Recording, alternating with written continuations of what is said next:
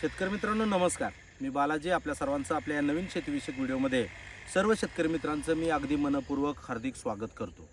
मित्रांनो आज आपल्या जे खरबूजचा प्लॉट आहे त्याचं प्रोटेक्शन काढून घेण्याचं काम चालू आहे.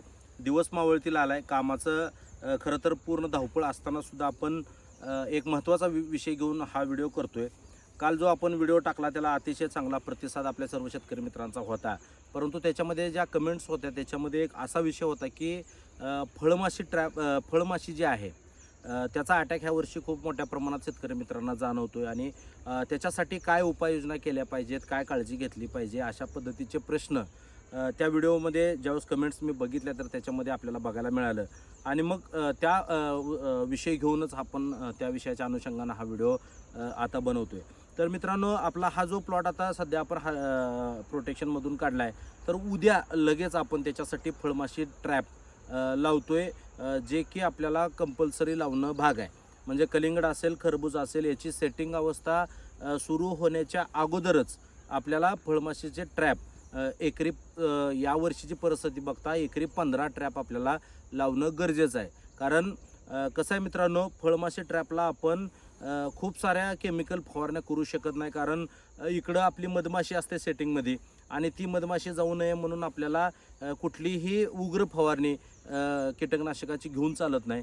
आणि म्हणून करता आपल्याला ही फवारणी करणं, फवारण्यावर याचा भर न देता याचं या पद्धतीनं म्हणजे हे जे ट्रॅप आहेत हे ट्रॅप लावूनच आपल्याला सापळे जे आहेत फळमाशी ट्रॅप तर ते लावूनच आपल्याला याचं कंट्रोल करावं लागतं.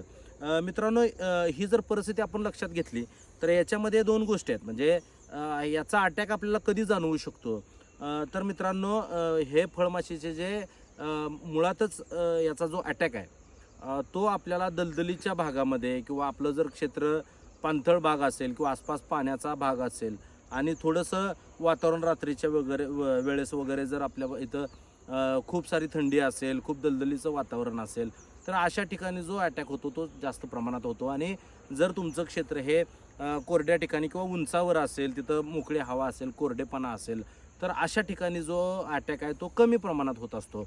अटॅक हा सगळीकडेच राहतो. म्हणजे असं नाही की कुठं कमी असेल कुठं अधिक असेल, परंतु फळमाशी अटॅक हा कंपल्सरी सगळ्या भागामध्ये आपल्याला होत असलेला दिसून येतो. यावर्षी तर खूप मोठ्या प्रमाणावर त्याचा त्रास आपल्या शेतकरी बांधवांना होतोय. मधल्या काही पिरियडमध्ये जर आपण बघितलं तर प्लॉटच्या प्लॉट अक्षरशः डॅमेज झालेले आपण फळमाशीमुळं बघितलेत. त्याच्यामुळं अगदी काटेकोरपणानं किंवा डोळ्यात तेल घालून आपल्या या प्लॉटची आपल्याला राखण करावी लागते किंवा ते सांभाळावं लागतं. याच्या बाबतीत आपल्याला काय काळजी घेता येईल मित्रांनो, तर आपलं ज्यावेळेस ह्याचा जो अटॅक आहे तो 2 टप्प्यामध्ये मोठ्या प्रमाणात होत असतो आपल्याला. पहिला टप्पा असा आहे की त्याच्यामध्ये ज्यावेळेस आपलं सेटिंग खूप लहान असतं, म्हणजे कॅप्सूल आकाराचं ज्यावेळेस आपलं सेटिंग पडतं आणि ते सेटिंग ज्यावेळेस आपलं लिंबू एवढं असेल किंवा बोरा एवढं असेल, मोठी आपली काशी बोरा एवढं जर असेल तर त्या पिरियडमध्ये त्याचा अटॅक खूप मोठ्या प्रमाणात होत असतो. कारण त्याची जी स्किन आहे किंवा त्याचं जे कवर आहे म्हणजे आपलं त्याचं जे वरचं कातडं म्हणतो आपण, तर त्या कातड्यामध्ये सहजासहजी डंक मारता येईल अशी ती सगळी नाजूक परिस्थिती असते. त्याच्यामुळं त्या परिस्थितीमध्ये तो अटॅक मोठ्या प्रमाणावर होत असतो. आणि याच्यानंतर तो अटॅक कमी कमी होत जातो आणि ज्या वेळेस आपल्या मालाला कलर यायला चालू होतो मित्रांनो, तर त्यावेळेससुद्धा जे आपली स्किन असते ह्याची ती कडक होऊन परत मऊ होत असते आणि त्या मऊ झालेल्या ह्याच्यामध्ये परत सहजासहजी फळमाशीला डंक मारता येतो. त्याच्यामुळं हा जो अटॅक आहे तो एकतर आपल्याला सेटिंगच्या सुरुवातीला दिसतो आणि नंतर त्याचा अटॅक जो आहे जास्तीत जास्त तो आपल्याला शेवटच्या टप्प्यामध्ये दिसतो.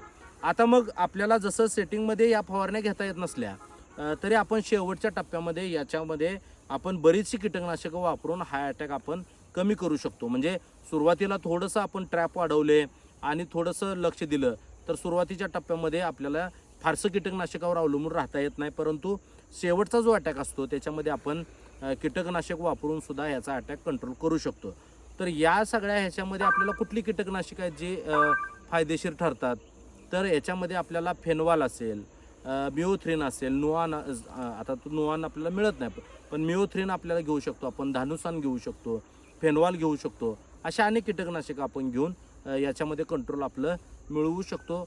शेवटच्या टप्प्यामध्ये 2-3 फवारण्या घेऊन आपण शेवटचे जे 5-7 दिवस आपले असतात जिथं कलर आलेला असतो मालाला, मालाची स्किन कडकपणातून बाहेर पडून मऊ झालेली असते आणि त्याच्यामध्ये मग जिथं आपल्याला डंक माशी त्रास देऊ शकते तर त्या ठिकाणी आपण नक्कीच त्याचा वापर करून हा अटॅक थांबवू शकतो. या 2 जर अवस्था बघितल्या तर सुरुवातीची अवस्था आणि हार्वेस्टिंगची अवस्था या काढणीच्या अवस्थेमध्ये आपल्याला 2 याच्यात काळजी घेतली तर मधला जो पिरियड आहे त्याच्यामध्ये फारसा अटॅक आपला होत नाही किंवा फळं कडक आल्यानंतर फळमाशी फारसा आपल्याला त्रास देऊ शकत नाही. हे सगळं शास्त्र समजून घेऊन आपण उपाययोजना केल्या. त्याचा अटॅक किती आपण सुरुवातीला ज्यावेळेस ते सापळे लावतो 4 दिवसामध्ये आपल्याला लक्षात येतं की त्याच्यामध्ये पडलेल्या माश्या किती आहेत. त्याच्यावरून आपल्याला लक्षात येतं की फळमाशी किती प्रमाणात अटॅक आहे. त्याच्यानुसार आपण अजून सापळे वाढवू शकतो किंवा अजून सेटिंग झाल्या आपण कीटकनाशकंसुद्धा त्याच्यामध्ये वापरू शकतो. पण सेटिंगमध्ये जोपर्यंत आपले प्लॉट आहेत मित्रांनो तोपर्यंत फेनॉल असेल, मेओथ्रिन असेल किंवा धानुसान असेल असं कुठलंही उग्र केमिकल आपल्याला वापरायचं नाही. जर ते वापरलं तर आपलं नक्कीच मधमाशी परत प्लॉटवर अजिबात फिरकत नाही आणि त्याच्यामध्ये मग पॉलिनेशन न होण्यामुळं आपल्याला सेटिंगमध्ये खूप मोठी अडचण येऊ शकते. अशा खूप साऱ्या गोष्टी आहेत. त्या दुसरी गोष्ट अशी आहे की ह्याचे जे लूर आहेत तर ते खरबूज कलिंगड या पिकासाठी वेगळे आहेत आणि आपल्याला माहिती आहे की पपईसारख्या फळ पिकामध्ये वेगळे आहेत. तर ते पण एकदा आपण खात्री करून घेतली पाहिजे की आपण जे ट्रॅप लावतोय तर ते कुठल्या पद्धतीचे आहेत, ते योग्य आहेत का हे बघूनसुद्धा आपण हे सगळं हे केलं पाहिजे. सबस्क्राईब केलंच असेल या सगळ्या माहिती आपण घेऊन येणार आहे. सबस्क्राईब केलं नसेल तर नक्की सबस्क्राईब करून घ्या. धन्यवाद.